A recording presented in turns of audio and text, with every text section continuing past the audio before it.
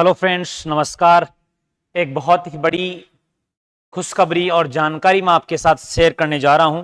तो जल्दी से जल्दी इस नई खुशखबरी को और नई जानकारी को अपने दोस्तों तक शेयर कर दीजिएगा और आप भी नोट डाउन कर लीजिएगा कि क्या कुछ खास जो है जानकारी लेकर आया हूं मैं। नायब तहसीलदार भर्ती, नायब तहसीलदार भर्ती शायद आपने सुना होगा या पहली बार सुन रहे होंगे।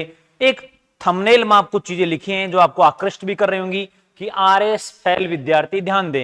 यानी कई बार अपन इस प्रकार के देखते हैं कि 10वीं फेल विद्यार्थी ध्यान दें, 12वीं फेल विद्यार्थी ध्यान दें। तो ये टैगलाइन क्यों लिखी है, इसके पीछे क्या लॉजिक है, क्या योग्यता है इसकी, उम्र क्या है, सैलरी क्या रहेगी, परीक्षा कब है और कैसे करें तैयारी, इन सब पे चर्चा करने के लिए मैं आया हूं आप सबके मध्य। तो सभी मित्र एक बार सेशन को लाइक कर दीजिए, शेयर कर दीजिए। और आप भी चाहते हैं एक प्रशासनिक अधिकारी बनना, और वो भी ऐसा प्रशासनिक अधिकारी जो बिना आरएएस एग्जाम के और आरएएस के समकक्ष, यानी मैं कहूं यदि आप आरएएस पास भी नहीं कर पाए हैं, आप आरएएस एग्जाम दिया भी नहीं है, आप आरएएस में फेल हो गए हैं, तो भी आप आरएएस बन सकते हैं। और ये वो भर्ती है जिसमें प्री मेंस इंटरव्यू जैसा कोई मसला नहीं है, सीधी भर्ती है। और किस आधार पे क्या जानकारियां मैं देने आया हूं वो सारी बात मैं आपके सामने साझा करूंगा। लेकिन मैं चाह रहा हूं कि आप अभी एक बार सभी कमेंट करके बता दीजिए मेरी वॉइस और वीडियो क्वालिटी अच्छी है, तो फिर अपन इस पे आगे बढ़ते हैं। और क्या जानकारी है मित्रों, थोड़ा ध्यान से सुनिएगा, बहुत ही महत्वपूर्ण ये वीडियो होने वाला है नायब तहसीलदार भर्ती का। ये पहली बात तो ये जो भर्ती है सीधी भर्ती है। कैसी भर्ती है भैया? सीधी भर्ती है, सीधी भर्ती है। यानी कि इसमें केवल एक ही परीक्षा होगी, एक ही परीक्षा होगी। इसमें प्री मेंस और इंटरव्यू जैसा लफड़ा नहीं है। चलिए मैं थोड़ी सी इसको डिटेल में बताऊंगा आपको, क्योंकि ये आपके लिए पहली बार ये भर्ती आपके सामने आई होगी। देखिए ये है दैनिक भास्कर की रिपोर्ट। राजस्व मंडल सरकार को भेजा प्रस्ताव, वरिष्ठ पटवारी का पद होगा समाप्त। क्या लिखा है यहां पर? वरिष्ठ पटवारी पद क्या होगा? समाप्त होगा। यानी कि पटवारी आप सब जानते हैं, पटवारी से वरिष्ठ पटवारी और फिर नायब तहसीलदार और फिर तहसीलदार, इस प्रकार से इनका क्रम और प्रमोशन चलता है। लेकिन हाल ही में जारी रिपोर्ट के अनुसार अब जो है पटवारी यानी कि वरिष्ठ पटवारी तो बन पाएंगे, यहां लिखा वरिष्ठ पटवारी पद होगा समाप्त, ऐसा नहीं है। नायब तहसीलदार ये नहीं बन पाएंगे। और सरकार ने कहा कि नायब तहसीलदार एक सीधी भर्ती निकाली जाए, क्योंकि इससे काफी कुछ बीच में आपने देखा होगा पटवारी लंबे समय तक धरने पे भी चले हैं। पटवारी के द्वारा, पटवारी मंडल के द्वारा काफी लंबा चौड़ा जो है संघर्ष भी किया गया है अपनी 3 सूत्री, 15 सूत्री, 17 सूत्री जो भी मांग थी उन मांग को लेकर। तो क्या वो इसी से जुड़ी हुई मांग थी या इससे कुछ अलग मांग थी, उसकी अपन बात करने के लिए मित्रों आए हैं। तो मैं चाह रहा हूं एक बार आप सेशन को अपने दोस्तों के साथ शेयर करें और इस जानकारी को पहुंचाएं, क्योंकि ये बहुत ही महत्वपूर्ण जानकारी है। और आप चाहते हैं सरकारी अफसर बनना, आपके रगों में भी वो खून दौड़ रहा है कि मैं भी इस मां भारती की सेवा कर सकूं, लेकिन एक प्रशासनिक योद्धा बनकर, एक प्रशासनिक सेवक बनकर, और जो मेरे माता पिता और मेरे पे जो एक धब्बा है बेरोजगारी का, उसको मैं भी साफ करना चाहता हूं, धोना चाहता हूं। तो ये भर्ती आपके लिए बहुत महत्वपूर्ण है। क्या कुछ है इस भर्ती के अंदर, वो सारी एक एक करके मैं आपको डिटेल देने वाला हूं। देखो अब और इसकी दूसरी डिटेल मैं आपको बता रहा हूं। अभी नौकरी के सपने पर ब्रेक, यानी भर्तियों के लिए अब करना होगा 3 से 6 माह का इंतजार। ये जो अखबार की कटिंग थी ये अपनी आचार संहिता लगने के अगले दिन की, आचार संहिता लगने के ठीक 2 दिन बाद का ये पेपर कटिंग है। इसमें ये पद का उल्लेख किया गया है, इस पद का उल्लेख किया गया है। आप देखेंगे, मैं आपको एक बार थोड़ा जूम करके थोड़ा बताना चाहूंगा, शायद आपको दिख जाएगा। देखिए अब कौन कौन सी भर्तियां अटकी हैं, इसमें आप देखेंगे अब कौन कौन सी भर्तियां अटकी हैं। तो यहां लिखा है अनुदेशक 2500 पद पर, एलडीसी 3886 पदों पर, स्कूल व्याख्याता 2000, वरिष्ठ अध्यापक 1000, लाइब्रेरियन के 800, राजस्व विभाग के 2998 पद। ये पटवारी भर्ती है ना, पदों पर पटवारी भर्ती। पटवारी भर्ती का आप चाहते हो इस पे एक वीडियो बनाऊं तो इस पे भी आप कमेंट कीजिएगा, इस पे वीडियो बनाऊंगा।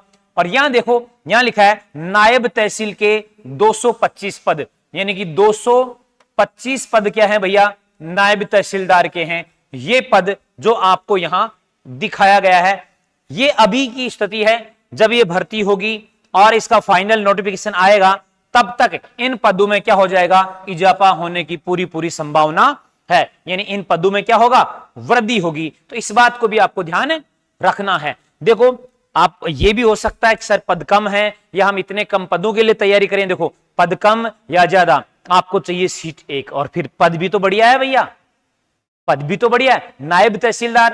अब आपको सर ये नायब तहसीलदार होता क्या भला है? देखो, इससे पहले वाले वीडियो में मैंने आपको बताया था कि पटवारी होता है, पटवारी फिर वरिष्ठ पटवारी बनता है ना। फिर आपने सुना होगा गिरदावर, आमीन सुना होगा, गिरदावर बनता है, और उसके बाद में बनता है नायब तहसीलदार, और नायब तहसीलदार से ऊपर बनता है तहसीलदार, और फिर तहसीलदार से अपने एसडीएम तक जाते हैं। लेकिन अब यहां पर ये रोक लगा दी कि भैया अब नायब जो तहसीलदार है वहां से आपको क्या होगा, 50% पदों पर तो होगी पदोन्नति, और 50% पद लिए जाएंगे सीधी भर्ती के माध्यम से। तो ये बात यहां पर निकल के आई थी, इसलिए ये जो है वैकेंसी आने की पूरी संभावनाएं हैं। देखो, जैसे पटवारी या लेखपाल भी बोलते हैं इसको, यूपी साइड इसको लेखपाल बोलते हैं। तो पटवारी से फिर बनता है अपने कानून गो, जिसको अपन आमीन भी बोलते हैं, और इधर संग्रह आमीन। यही कानून गो फिर क्या बनता है, नायब तहसीलदार, है ना, या गिरदावर। अपने इधर गिरदावर भी बोला जाता है, गिरदावर यानी जो राजस्व वसूली करता है, एक प्रकार से सभी प्रकार के रेवेन्यू से जुड़ा हुआ काम यहां पर होता है। और नायब तहसीलदार से फिर बनता है तहसीलदार, और फिर बनता है यहां पर उप जिला अधिकारी। तो ये इस प्रकार से इनके पद होते हैं। तो यहां पर ये जो है सीधी भर्ती होने वाली है ना, ये है सीधी भर्ती, यानी यहां पर जो होगी वो क्या होगी भैया, सीधी भर्ती ये आपकी होगी, है ना। और ये सीधी भर्ती आप देख रहे हो कितने पदों पर होने वाली भैया, तो 225 पद तो अभी रिक्त हैं, पद तो अभी रिक्त हैं। अब फिर बात आती है सर योग्यता क्या है, क्या योग्यता है? तो देखो, इसमें जो योग्यता है वो है स्नातक। क्या है? स्नातक, यानी आप किसी भी प्रकार की डिग्री आपके पास में होनी चाहिए, चाहे वो डिग्री आपके पास में बीए की हो, चाहे वो बीएससी की हो, चाहे वो आपके बीकॉम की हो, या अन्य कोई भी डिग्री हो। तो आप स्नातक यदि हैं तो ये एग्जाम आपके लिए, ये पद आपके लिए सुनहरा है। फिर बात करते हैं सर उम्र क्या है? तो देखो, इसकी उम्र है मिनिमम 21, और 21 से 40 तक, 21 से 40 तक। बाकी अन्य जो छूट हैं वो सभी कैटेगरीज में 5 साल की, 10 साल की जो छूट है वो छूट इस भर्ती में भी आपको मिलने वाली है। तो आपको दिख रहा होगा, पद आपको दिख रहे हैं 225, योग्यता स्नातक, और उम्र 21 से 40। सबसे बड़ी इंपॉर्टेंट बात क्या है कि इस भर्ती के अंदर सीईटी का कोई लेना देना नहीं है। सीईटी, क्योंकि एक बड़ी समस्या है सीईटी आज के टाइम पे, हर विद्यार्थी तैयारी करने वाला सबसे पहले ये पूछता है गुरुजी इसमें सीईटी है या नहीं है, तो इसमें सीईटी का कोई झंझट नहीं है। ठीक है, फिर बात करें अपन इसका पाठ्यक्रम कि गुरुजी इसमें पाठ्यक्रम क्या रहने वाला है, सिलेबस इसका क्या रहने वाला है। तो देखो, इसको सिलेबस को 2 भागों में बांटा जाएगा, है ना। एक तो पार्ट ए बनेगा इसका, PART पार्ट ए, और एक बनेगा आपका पार्ट बी। तो पार्ट ए के अंदर क्या क्या आएगा भाई? तो पार्ट ए के अंदर जो आपके राजस्थान से संबंधित जो है संपूर्ण डिटेल्स जो है आपके आने वाली है ना। यानी राजस्थान से संबंधित क्या क्या डिटेल, यानी राजस्थान का जियोग्राफी, राजस्थान का आर्ट एंड कल्चर, राजस्थान का history, polity, economic survey, current, ये तो हो गया आपका राजस्थान जी के। इसी में साथ में आपको यहां दिया जाएगा, देखना आप, बेसिक मैथमेटिक्स मिलेगी इसमें आपको, बेसिक साइंस मिलेगी आपको, रीजनिंग मिलेगी आपके यहां पर। यानी जो आप ये देखेंगे ये कॉमन कोर्स जो सभी भर्ती परीक्षाओं में आपको देखने को मिलेगा, और पार्ट बी में जो आपको मिलेगा भैया इससे संबंधित यानी कि राजस्व विभाग से संबंधित जो है, जिस प्रकार से आपने ईओआरओ का एग्जाम देखा होगा, ईओआरओ का एग्जाम दिया होगा, तो वहां दो पार्टों में इसको डिवाइड किया गया था, ए और बी के अंदर एक पार्ट राजस्व विभाग से जुड़ा हुआ था, ऐसा ही यहां पर भी होगा। ठीक है, इस प्रकार से सारा का सारा जो सिलेबस आपका रहने वाला है। देखिए जैसे यहां है नायब तहसीलदार की शक्तियां और कर्तव्य, तो यहां राजस्व संबंधी कार्य जो है वो कौन करेगा, नायब तहसीलदार करेगा। इसका मतलब ये जो है बी पोर्शन इनका रहने वाला है कि तहसील पर और हलकों में पटवारी, लेखपाल तथा भूलेख निरीक्षण के कार्यों का परीक्षण करना, भूलेखों से संबंधित किसी भी बिंदु पर जो कि जिला अधिकारी के अधीन हो उनके बारे में जानकारी, तो ये हो जाएगा बी पोर्शन। और ए पोर्शन मैंने बता ही दिया है कि भैया राजस्थान से संबंधित जो भी चीजें हैं इसके अंदर आपकी सारी सारी विषय वस्तु शामिल हो जाएगी। यानी राजस्थान का जीके है, आपके मैथमेटिक्स है, साइंस है, करंट अफेयर्स है,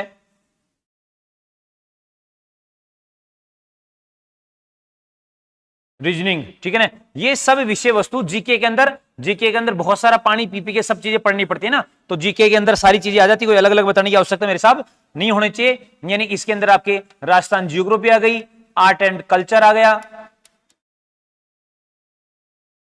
इसके अंदर आपकी पॉलिटी आ गई, हिस्ट्री आ गई, ठीक है ना, ये सब चीजें आपके राजस्थान जीके के। तो इसके दो पोर्शन रहेंगे मेरे भाई।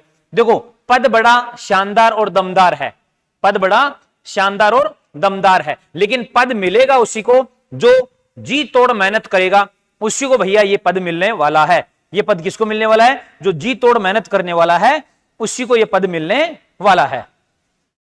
बारो किसकी बात कर रहा हूं मैं, नायब तहसीलदार की, नायब तहसीलदार, है ना। फिर बात आती है सर इसकी पे स्केल क्या रहने वाली है, पे स्केल, इसकी जो पे स्केल रहने वाली मेरे भाई, इसकी पे स्केल रहने वाली है L11।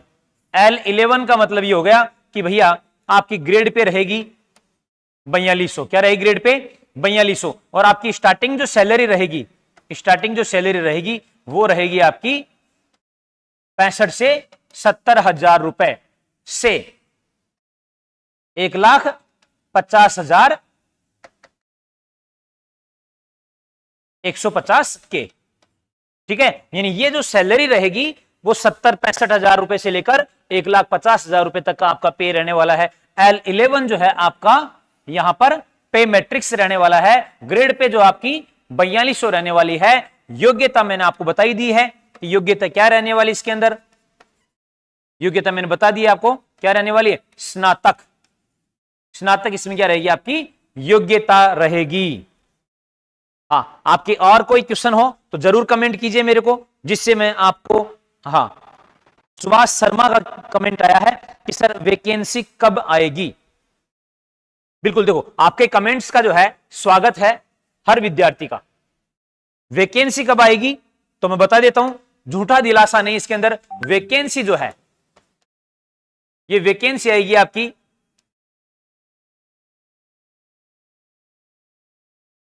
2024 में। कब आएगी भैया, 2024। अब 2024 का मतलब आपको यह मान के चलना है कि लगभग आपको 8 से 10 महीने इस भर्ती की तैयारी करनी है, बेहतरीन तैयारी करनी है।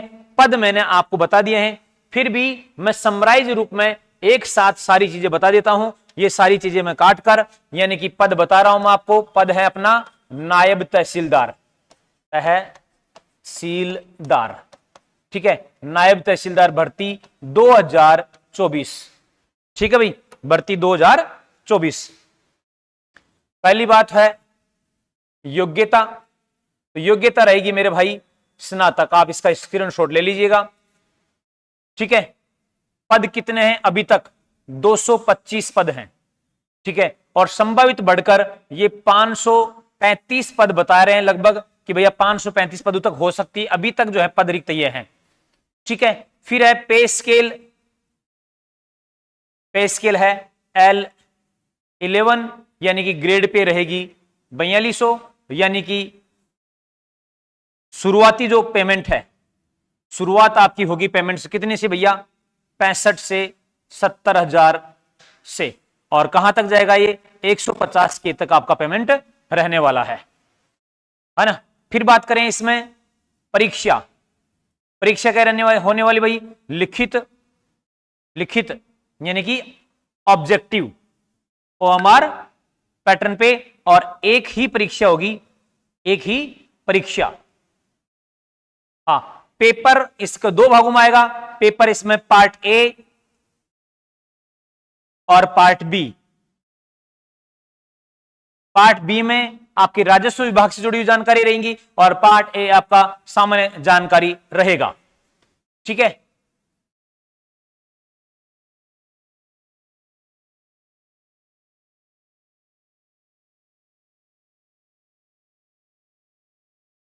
और तो क्या जानकारी भाई, है ना। तो ये आपको यानी कि परीक्षा हो गई, योग्यता हो गई। हाँ, एक इंपॉर्टेंट बात यही है कि ये इसमें सीईटी का कोई लेना देना नहीं है, सीईटी का कोई लेना देना नहीं है।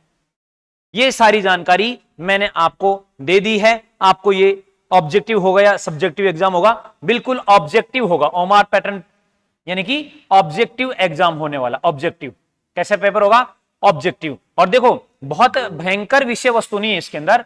आप कंटेंट यदि देखेंगे और यदि आप पढ़ेंगे और आप देखते हैं कि भैया पार्ट ए के अंदर क्या है, पार्ट ए क्या है, तो मैंने बता दिया पार्ट ए के अंदर देखो सीधी सी बात है कि राजस्थान जीके आएगा। क्या आएगा, राजस्थान जीके रहेगा, क्योंकि ये बेसिक सी बात है, हर एग्जाम में रहेगा है। एक बेसिक बात है कि इसमें मैथ भी रहेगी, तीसरी बेसिक बात है कि इसमें साइंस भी रहेगी, चौथी बेसिक बात है इसके अंदर कि भैया करंट भी रहेगा। राजस्थान जीके के अंदर सारी चीजें रहेगी इसके अंदर, यानी कि जियोग्राफी रहने वाली है, हिस्ट्री रहने वाली है राजस्थान की, आर्ट एंड कल्चर रहने वाला है, पॉलिटी रहने वाली है। पार्ट बी जिसमें राजस्व लेखा से संबंधित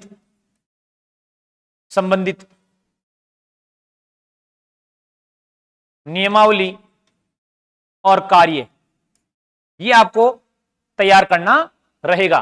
तो ये बेहतरीन भर्ती है, मैं कहूंगा कि एक उत्तम श्रेणी की और शानदार भर्ती है। यदि आप भी चाहते हो इसकी तैयारी करना तो मित्रों इस परिवार से, दक्ष एकेडमी चैनल से जुड़े रहिए। चैनल को अभी सब्सक्राइब कीजिए, लाइक कीजिए और वीडियो को अपने हर विद्यार्थी तक पहुंचाइए, जिससे विद्यार्थी तैयारी करें, आप भी तैयारी करें और हम आपको, और इसमें कोई नई जानकारी चाहिए तो आप कमेंट करके जरूर बताइए, जिससे हम आपको इसकी सारी अपडेट दे सकें। और मित्रों केवल ये हवाई बात नहीं है, कभी भी हवाई बात न हम करते हैं और न कभी करेंगे। सारी चीजें मैंने तथ्यात्मक बताई है, 1 to 1 बताई है। ये अभी हाल ही में जो आचार संहिता से पहले दूसरे तीसरे दिन जो पेपर आया था अखबार का, उसमें ये कटिंग है। वो हो सकता है सर आप इतना टाइम क्यों लगा दिया, इसलिए लगा के मैंने पूरी रिसर्च की, पूरी जानकारियां इकट्ठी की, उसके बाद बता रहा हूं बाकायदे इसमें लिखी हुई कि कौन कौन सी भर्तियां अटकी हुई है। उसमें ये राजस्व नायब तहसीलदार की भर्ती भी 225 पदों पर बताई गई, जिनको वित्तीय स्वीकृति मिल चुकी है, यानी कि फाइनल नोटिफिकेशन आना बाकी है। आप चाहते हो कि पटवारी के बारे में और जानकारी दी है, ध्यान रखना पटवारी सीईटी से आउट है। फिर बता रहा हूं ये आने वाली जो पटवारी होगी इसमें सीईटी नहीं लगेगा। फिर भी आप यदि इसी बात को लेकर बैठे रहोगे नहीं पटवारी होगी, पटवारी फुल डिटेल वीडियो में जल्दी लेके आऊंगा, आप कमेंट कीजिएगा, है ना। तहसीलदार की सीधी भर्ती आरपीसी से 50% पदों से बनेगी, यानी क्लियर हो चुका है कि 50% पद तो इसमें पदोन्नति से आएंगे और 50% पद भर्ती करवाएगा कौन सा बोर्ड, तो आरपीसी करवाएगा। कौन करवाएगी भैया, आरपीएससी करवाने वाली है।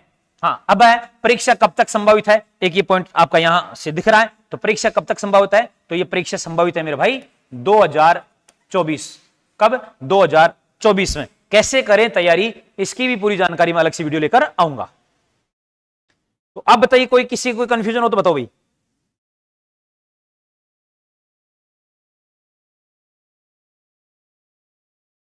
तो चलिए दोस्तों मिलेंगे नेक्स्ट वीडियो में, तब तक आप सभी को नमस्कार, जय हिंद, जय भारत, जय मेवाड़।